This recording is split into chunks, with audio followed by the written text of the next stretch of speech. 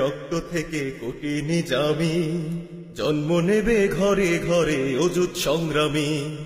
এক নিজামীর রক্ত থেকে কোটি নিজামি জন্ম নেবে ঘরে ঘরে অযুত সংগ্রামী। আউযু বিল্লাহি মিনাশ শাইতানির রাজিম। বিসমিল্লাহির রহমানির রহিম। নাহমাদুহু ওয়া নুসাল্লি আলা রাসূলিহিল কারীম। আমি মোহাম্মদ মুস্তাফিজুর রহমান ফিরোজ, পিতা মরহুম আবুল হোসেন, গ্রাম বরাক, সাঁতিয়া থানার অন্তর্গত কাশীনাথপুর ইউনিয়নের বাসিন্দা। 5ই অক্টোবর 1980 থেকে আমি কাশীনাথপুর বাজারে ব্যবসা শুরু করি। ব্যবসা শুরু করার পরে আল্লাহর মেহেরবানি ব্যবসায় সফলতা অর্জন করি এবং সামাজিক দায়বদ্ধতার কারণে সমাজের গঠনমূলক, উন্নয়নমূলক এবং সেবামূলক কাজের দিকে আমি মনোনিবেশ করার চিন্তা পোষণ করি। সেরকম সহযোগিতা না পেয়ে মনের কাছেই কিভাবে করা যায় চিন্তা ভাবনা করতে থাকি। এমন সময় 1986 সালে জাতীয় সংসদে নির্বাচন করার জন্য সাঁথিয়া এলাকায়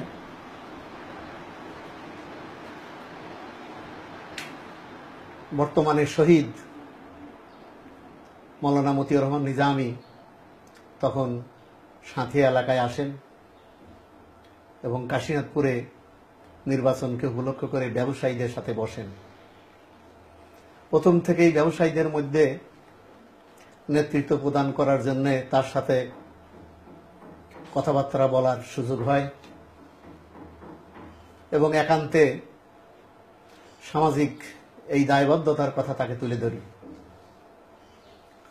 তিনি সামনে নির্বাচনকে সফল করার জন্য আমাদের কাছে সহযোগিতা চান এবং নির্বাচনের পরে তিনি নির্বাচিত হলে আমাদের এই চিন্তার পরিস্ফুটন তিনি করবেন বলে আমাকে ওয়াদা দেন। নির্বাচনে এরশাদ সাহেবের মনোনীত মেজর মঞ্জুর কাদের সাহেব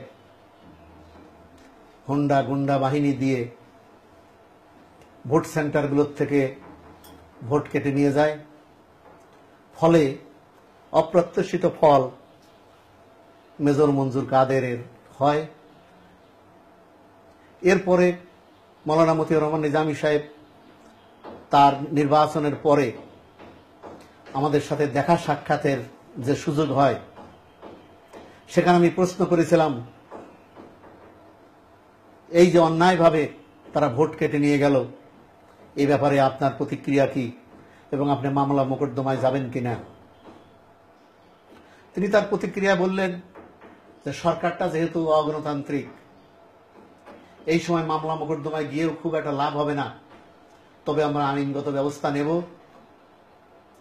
তার চাইতে বড় প্রত্যয় আমি তার দেখলাম যে তিনি শান্ত মনে নিবিষ্ট চিত্রে আমাদেরকে নিশ্চয়তা দিলেন, আশ্বস্ত করতে থাকলেন যে দেশে যদি কোনো সময় ভালো নির্বাচনের পরিবেশ আসে, আপনারা আপনাদের মনোনীত প্রার্থীকে বিজয় লাভ করতে পারবেন এবং আপনারা তখন আপনাদের কাঙ্ক্ষিত আশা আকাঙ্ক্ষা বাস্তবায়ন করতে পারবেন।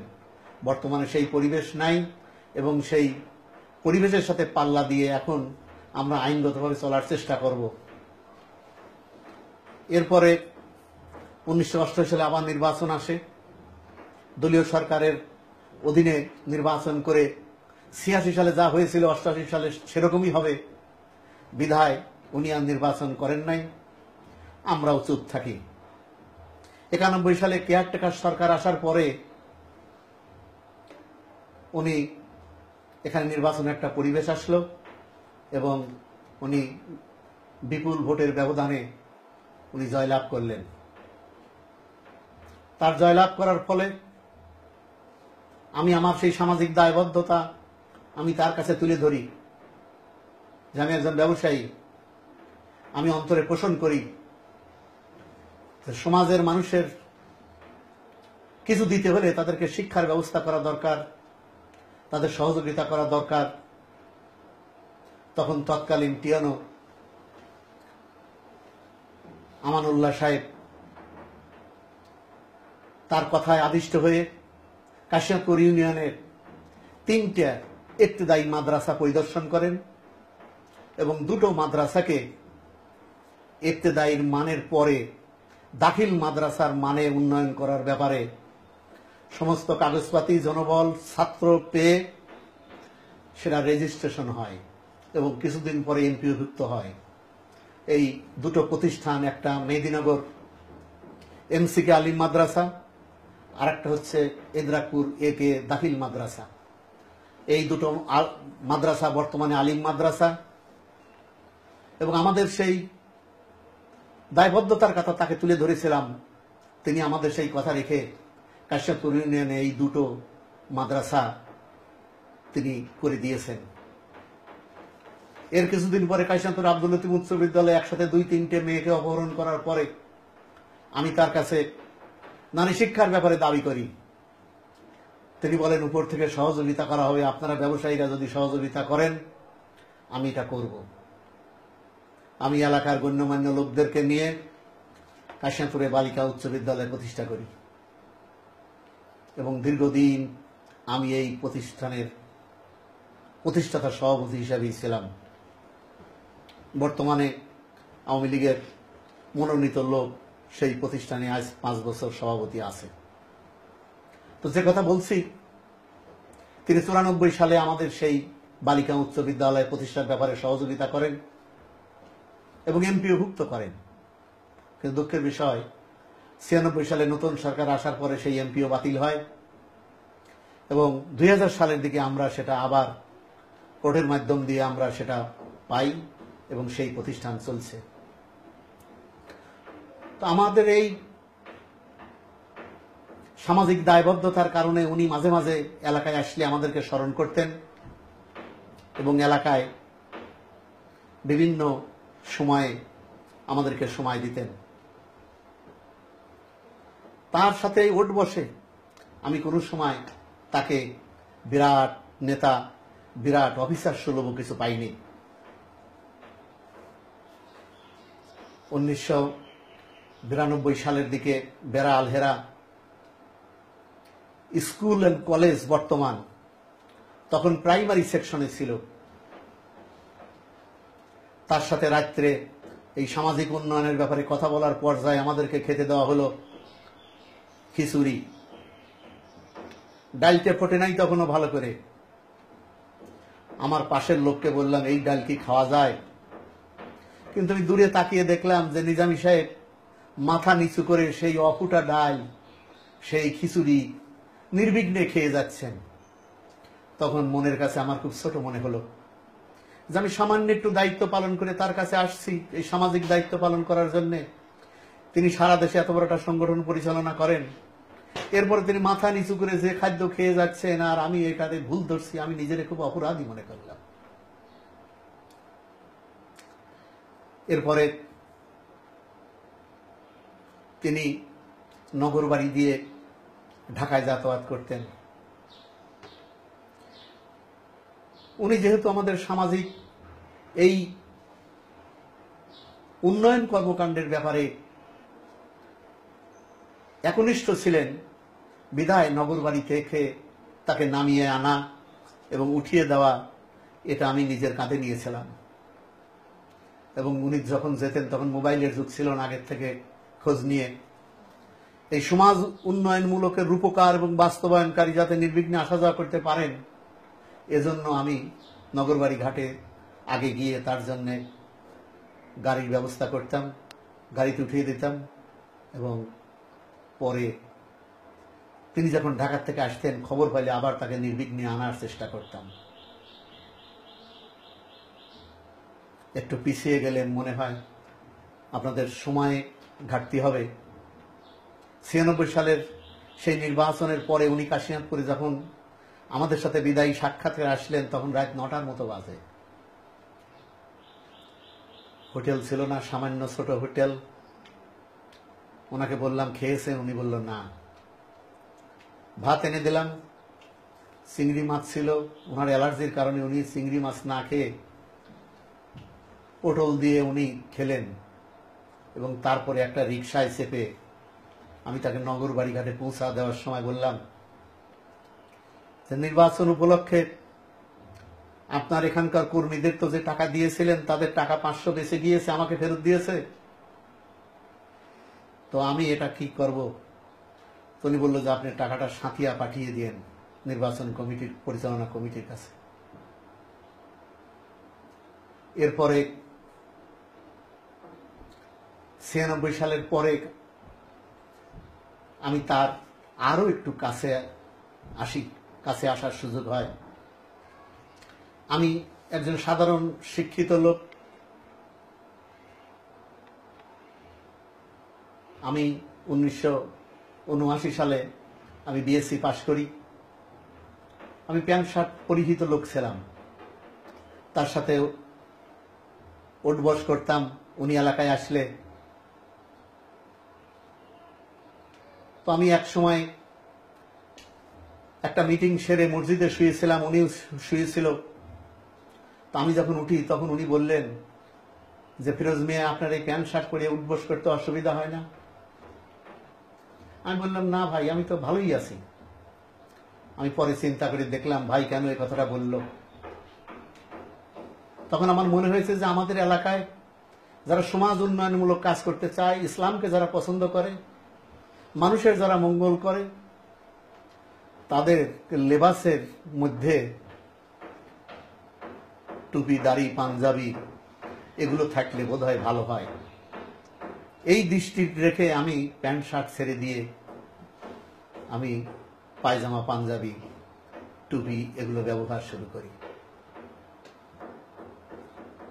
এরপরে 2001 সালে তিনি রাষ্ট্র ক্ষমতায় আসার পরে এলাকার উন্নয়নের ব্যাপারে, এলাকার সন্ত্রাসীদের ব্যাপারে ব্যবসায়িক নেতা হিসেবে তার সাথে কথাবার্তা বলার আমার সুযোগ হয়েছে।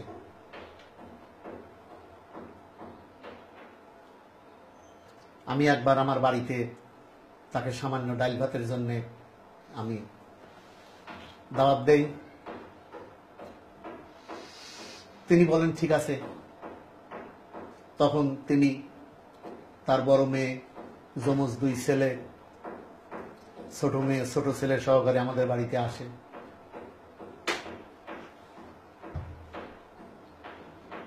বড় বড় নেতাদের মাছ, গোশত, রোস্ট এই সমস্ত দিকে যেরকম লোভ থাকে, তাকে দেখেছি আমি পেঁপে ভর্তার দিকে হাত বাড়িয়ে দিতে, শাক ভর্তার দিকে, ছোট মাছের দিকে হাত বাড়িয়ে দিতে আমি দেখেছি। আমি জানতাম ওনার খাদেমদের কাছ থেকে যিনি রাত্রে দুধ খাওয়া পছন্দ করেন, রাতে দুধও দিলাম, উনি গ্রহণ করলেন। আশ্চর্যের বিষয় হলো, আমি যখন তাকে খাওয়ার জন্য আমার বাড়ির বাহির বৈঠকখানার মেঝেতে ব্যবস্থা করলাম, তিনি প্রথম তার ব্যক্তিগত সহকারী, তার ড্রাইভার, তার সাথে ঢাকার থেকে সফরকারী, তাদেরকে তার সাথে বসার জন্য আমাকে বললেন। এবং তারপরে আমি যতদিন দেখেছি ততদিনই তার সাথে তার ব্যক্তিগত সহকারী, তার ড্রাইভার, তার রাজনৈতিক সচিব, এগুলো তার সঙ্গেই বসছেন। এবং তারাও যা খেয়েছেন উনিও তাই খেয়েছেন। ক্ষেত্র বিশেষে তারাই বেশি খেয়েছে, উনি কম খেয়েছেন। মন্ত্রী থাকা অবস্থায় আমি বণিক সমিতির সভাপতি হিসাবে তার সাথে সাক্ষাতে সাঁথিয়ায় যাই। তিনি আমাকে বলেন, ফিরোজ মিয়া, আজ আমার সাথে বসে খেতে হবে। তাই বললাম যে আচ্ছা ঠিক আছে, ইনশাল্লাহ দেখা যাবে। তো আমি দেখলাম সাঁথিয়াতে ওনার সংগঠনের দায়িত্বশীল যারা, তারা ওনার খাবার দেওয়ার সময় জিজ্ঞাসা করলো যে এই খাবার আপনার জন্য এক্ষুনি আনবো না দেরি? উনি বললেন, পুলিশের লোক, সাংবাদিক এবং প্রশাসনের লোক যারা আছে তাদের খাবার ব্যবস্থা হয়েছে কিনা। তিনি আশ্বস্ত করলেন যে হ্যাঁ, তাদের খাওয়ার ব্যবস্থা হয়েছে, আপনি এখন খান। তা আমি একটু লজ্জা পাচ্ছিলাম। তিনি বললেন যে না, 1 মুঠ খেয়ে যান। তো আমি তার সাথে বসে 1 মুঠ খেলাম। ঠিক এরকম আমি যে কয়েকবার তার সাথে এই ব্যবসায়িক নেতা হিসেবে দেখা করতে এসেছি, প্রত্যেক ওয়াক্তেই আমি তার লোকজনের কাছে শুনেছি যে তিনি কোনো সময় তার ব্যক্তিগত সহকারী, ড্রাইভার, প্রশাসনের লোক ছাড়া তিনি খাদ্য গ্রহণ করেন নাই।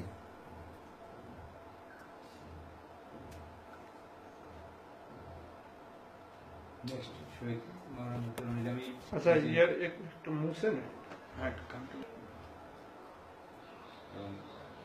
আপনারা যে রাষ্ট্রবাবদ করতেছেন এই বিষয়টা বলে আল্লাহ তাআলা শুরু হবে। হ্যাঁ, এরপরে 2010 সালে শুনলাম তিনি গ্রেপ্তার হয়েছেন এবং তাকে আচ্ছা একটু সরি, আবার এরপর 2010 সালে রিংটোনের সাথে এরপর 2010 সালের দিকে তিনি গ্রেপ্তার হন শুনলাম, এবং তাকে যুদ্ধাপরাধী মামলায় তাকে অভিযুক্ত করা হচ্ছে পেপার পত্রিকায় দেখলাম। এবং আমাদের কাশিয়াতুর ইউনিয়নের ডাব বাগানের একটা স্পটে তাকে অপরাধী হিসেবে সাব্যস্ত করার জন্য এলাকা থেকে লোকজন সংগ্রহের অপচেষ্টা আমরা লক্ষ্য করলাম। এবং আমরা অত্যন্ত দুঃখের সাথে লক্ষ্য করলাম যাদের চরিত্র নাই, চরিত্রহীন কিছু মানুষকে পয়সার বিনিময়ে সাক্ষী করার জন্য জোর চেষ্টা হলো, এবং যাদের বয়স হয় নাই 1971 সালে যাদের বয়স 6 বছর, শহীদনগর হাই স্কুলের প্রধান শিক্ষক ফরহাদ সাহেবকে সাক্ষী বানানো হলো। আমরা অত্যন্ত দুঃখিত হলাম যে এই ধরনের একটা সৎযোগ্য মানুষের এরকম একটা মিথ্যা অপবাদ দেওয়া, এটা আমরা খুবই মর্মাহত এবং দুঃখিত হলাম, এবং ব্যবসায়ী সমাজ এটাকে খুব ন্যাক্কারজনক অবস্থায় দেখল। এরপরে আমরা আরো দেখলাম যে ধুলাউড়ি এবং বাউশগাড়িতে, যেখানে তার কোনো সম্পৃক্ততাই ছিল না, যিনি ওখানে কোনোদিন জানই নেই, সেখানেও তাকে কিছু সমাজচ্যুত আদর্শচ্যুত লোকে দিয়ে তাকে সাক্ষী দেওয়ে অবৈধভাবে তার মৃত্যুদণ্ড কার্যকর করার প্রচেষ্টা করল। এলাকাবাসী অত্যন্ত দুঃখিত হলো, অত্যন্ত মর্মাহত হলো যে এমন একজন সুন্দর মানুষ, এমন একজন দেশপ্রেমিক, এমন একজন উন্নত চরিত্রের লোক যাকে সারা দুনিয়ার মানুষ চেনে, তাকে এই মিথ্যা মামলায় মৃত্যুদণ্ড দেওয়া হতেছে। এলাকার মানুষ কেঁদেছে, সাথে তো আমিও কেঁদেছি। ভবিষ্যতে রাজনৈতিক অবস্থার কি হবে সেটা ভিন্ন কথা, কিন্তু এই সমাজ সচেতন, সমাজ উন্নয়নমূলক, ইসলামের পক্ষের এই লোকটাকে যেন আল্লাহ শহীদ হিসেবে কবুল করেন, এই কামনা আমরা করি এবং আমাদের এলাকার লোকও করে। এবং আমাদের ব্যবসায়ী সমাজ এবং আমাদের যে সমস্ত শিক্ষা প্রতিষ্ঠান তিনি করে দিয়ে গেছেন, সেই শিক্ষা প্রতিষ্ঠানের শিক্ষক কর্মচারী বিন্দু এবং সেখান থেকে যারা ছাত্রছাত্রী বের হয়েছে তারাও এটা মনে করে, এবং তারাও আল্লাহর কাছে দোয়া করে যে আল্লাহ যেন তাকে শাহাদতের মর্যাদা দেন, এবং তার এই অসমাপ্ত সমাজ সেবামূলক কাজ তার দলের লোকজন যেন বাস্তবায়ন করতে পারে, এই তৌফিক যেন আল্লাহ দান করেন।